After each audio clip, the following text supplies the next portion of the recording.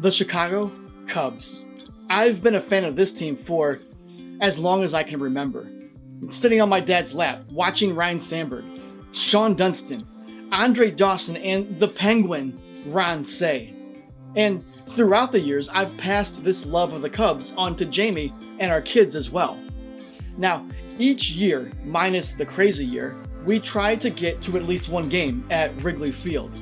So in 2018, we bought tickets to watch the Cubs take on the Washington Nationals.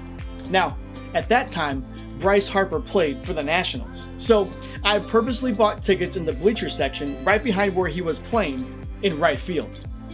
We got to the game super early so that we could be one of the first in line to grab our seats, and as soon as the gates opened, myself and Carter ran up the concourse ramp to secure front row seats against the right field wall. All throughout the game, we heckled Bryce Harper and cheered on the Cubs. Unfortunately for us and the Cubs, they got behind super early, and by the bottom of the ninth, they were down 3-0. Now, as the Cubs took their last at-bats in the ninth, the Nationals quickly got the first out. It was looking really bad at this point. Hope was fading. Then, the Nationals recorded the second out, and by this time, even the people who turned their hats inside out to be rally caps were losing hope. The moans and groans inside Wrigley Field were audible. Hope was fading fast. And then, strike one. Strike two. Hope was all but lost. The batter took a couple of balls, and then the batter hit a slow rolling ground ball that the second baseman couldn't pick up in time. The next batter, Contreras, was hit by a pitch. Hope was extended just a tiny bit, and the next batter worked the count to 3 balls and 2 strikes, and after a couple of foul balls, was able to get on base by drawing a walk. The bases are now loaded, and David Bodie, a Cub who was fairly unknown at the time, came up to bat. A home run now would win the game. The pitcher threw the first pitch, ball 1. The second pitch was a strike, and then ball 2. The fourth pitch was for strike 2, and hope once again audibly faded in Wrigley Field. Bodie fouled off a couple more pitches and then took a pitch for ball 3. How on earth could he take a pitch in a time like this? You could see and hear and feel the prayers of the Cubs faithful inside Wrigley Field. And then it happened. Something so rare that it's only occurred 15 times in Major League history. Bodie hit a walk-off grand slam with 2 outs to give the Cubs the win over the Nationals. Cubs fans in Wrigley Field that night went from a feeling of hopelessness to joy and victory. Hopelessness. I don't know if you've ever been there, if you've ever had the feeling of being hopeless. Maybe you're at the start of this new school year and you have this feeling of dread and hopelessness about trying to make new friends.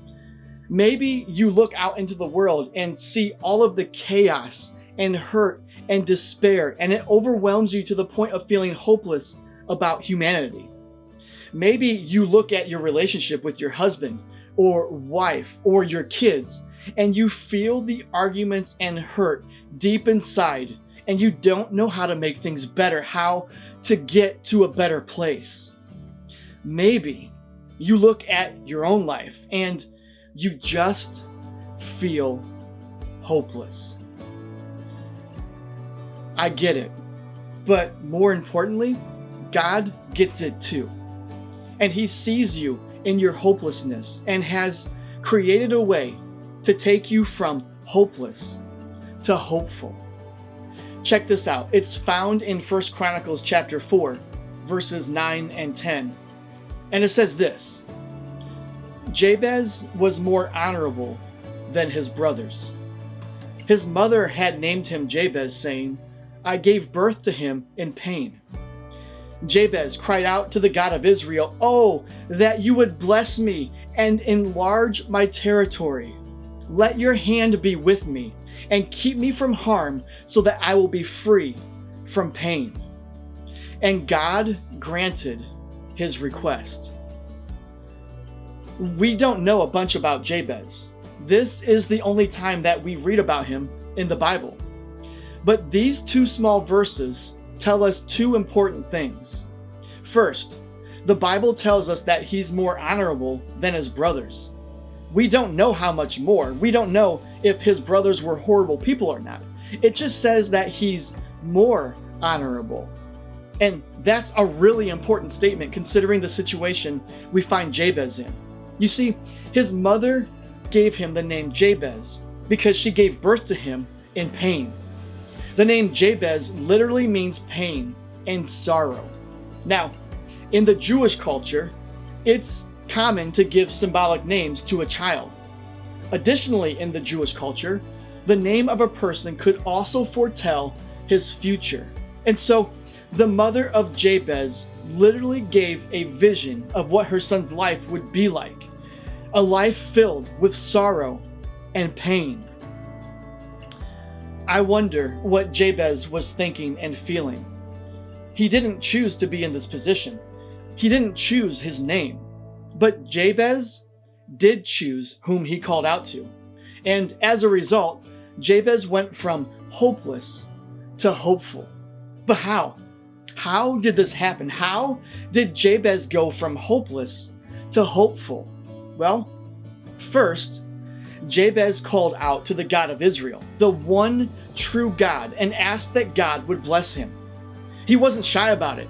Jabez recognized that there is only one God and that he is the source of all blessing. And this God is the Father of Jesus Christ, who came down to earth and sacrificed his life for each one of us. If we go to God in prayer like Jabez did, then we can expect the same blessing that Jabez expected. A blessing that is greater than any material blessing. It's also a spiritual blessing like a compassionate heart, a gentle spirit, and good relationships among other things. You see, it's up to us to go to God and ask for his blessing on our lives, rather than chasing the broken promises and blessings that the world tries to offer us. Secondly, Jabez asked God to enlarge his territory.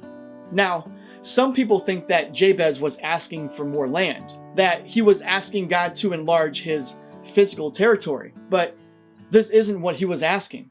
In reality, he was asking God to enlarge the territory of his heart. He wanted his spiritual territory to be enlarged. He wanted to reach others for the sake of God's kingdom. He wanted to bring and claim generations of people for the God of Israel. What do you need to claim or reclaim in your life today? What part of your life do you need to take back from Satan to be able to reach others with God's message through you?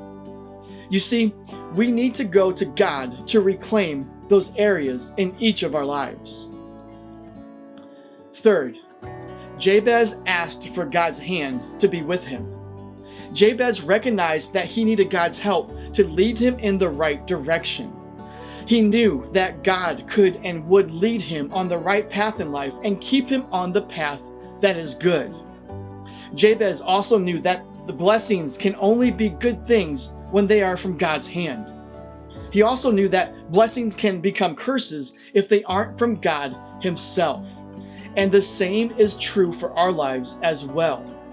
We should pray that God's hand would lead us through any and all of life's circumstances and trials.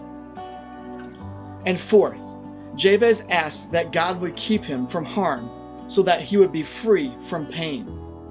Jabez literally means pain and sorrow. And when Jabez is praying, he is speaking against the symbolic nature of his name and the potential vision of what his life could be like.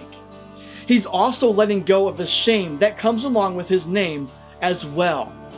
And when Jabez went to God in prayer, he went vulnerable, ready for God to turn his weakness and shame around into God's glory. Does this mean that we will ultimately be free from pain? Well, no. But it does mean that we have a God who will walk with us through our pain and use it for God's glory and the redemption of humankind through Jesus Christ. Hopeless to hopeful. I don't know where you're at right now, I don't know what side you find yourself on, hopeless or hopeful. What I do know is this: praying to the living God is a powerful weapon to help us move from being hopeless to hopeful. The only reason we see Jabez in the Bible is because he prayed. But Jabez wasn't using his prayer as a formula to get something from God, no. He was calling upon God for help, to help him move from being hopeless to hopeful. And he knew that personal, everyday needs can be brought before God in prayer. And we can do the same thing today, even right now, so that God can move us from hopeless to hopeful.